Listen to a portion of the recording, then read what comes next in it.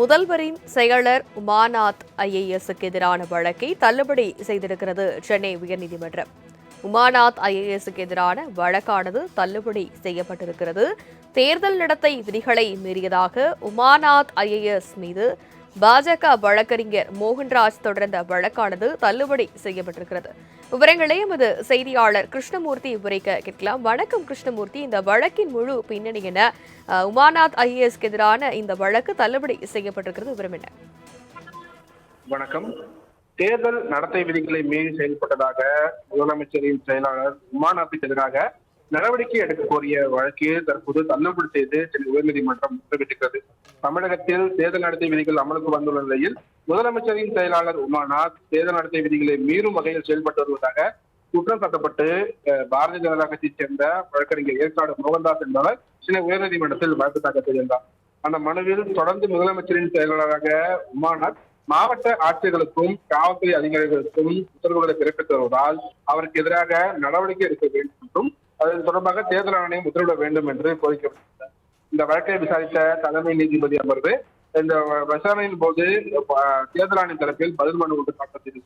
அதில் ஐஏஎஸ் உமாநாத்துக்கு எதிராக மனுவில் குறிப்பிடப்பட்டு எந்த ஒரு குற்றச்சாட்டுகளையும் மனுதாரர் முன்வைக்கவில்லை என்றும் தேர்தல் விதிகளை மீறி செயல்பட்டார் என்பதற்கான எந்த ஆதாரங்களையும் தாக்கல் செய்யவில்லை என்று தெரிவிக்கப்பட்டுள்ளது.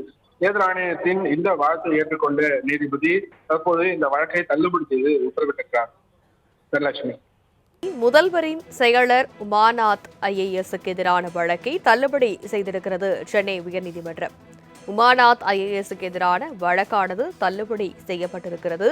தேர்தல் நடத்தை விதிகளை மீறியதாக உமாநாத் ஐஏஎஸ் மீது பாஜக வழக்கறிஞர் மோகன்ராஜ் தொடர்ந்த வழக்கானது தள்ளுபடி செய்யப்பட்டிருக்கிறது.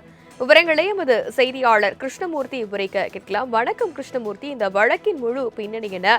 உமாநாத் ஐஏஎஸ்க்கு எதிரான இந்த வழக்கு தள்ளுபடி செய்யப்பட்டிருக்கிறது, விவரம் என்ன? வணக்கம். தேர்தல் நடத்தை விதிகளை மீறி செயல்பட்டதாக முதலமைச்சரின் செயலாளர் உமாநாத்துக்கு எதிராக நடவடிக்கை எடுக்க கோரிய வழக்கு தற்போது தள்ளுபடி செய்து சென்னை உயர்நீதிமன்றம் உத்தரவிட்டிருக்கிறது. தமிழகத்தில் தேர்தல் நடத்தை விதிகள் அமலுக்கு வந்துள்ள நிலையில் முதலமைச்சரின் செயலாளர் உமாநாத் தேர்தல் நடத்தை விதிகளை மீறும் வகையில் செயல்பட்டு வருவதாக குற்றம் சாட்டப்பட்டு பாரதிய ஜனதா கட்சியைச் சேர்ந்த வழக்கறிஞர் ஏற்காடு மோகன்தாஸ் என்பவர் சென்னை உயர்நீதிமன்றத்தில் வழக்கு தாக்கல் செய்திருந்தார். அந்த மனுவில் தொடர்ந்து முதலமைச்சரின் செயலாளராக உமாநாத் மாவட்ட ஆட்சியர்களுக்கும் காவல்துறை அதிகாரிகளுக்கும் உத்தரவுகளை பிறப்பித்து வருவதால் அவருக்கு எதிராக நடவடிக்கை எடுக்க வேண்டும் என்றும் அது தொடர்பாக தேர்தல் ஆணையம் உத்தரவிட வேண்டும் என்று கோரிக்கப்பட்டது. இந்த வழக்கை விசாரித்த தலைமை நீதிபதி அமர்வு இந்த விசாரணையின் போது தேர்தல் ஆணைய தரப்பில் பதில் மனு ஒன்று தாக்கல் செய்தது.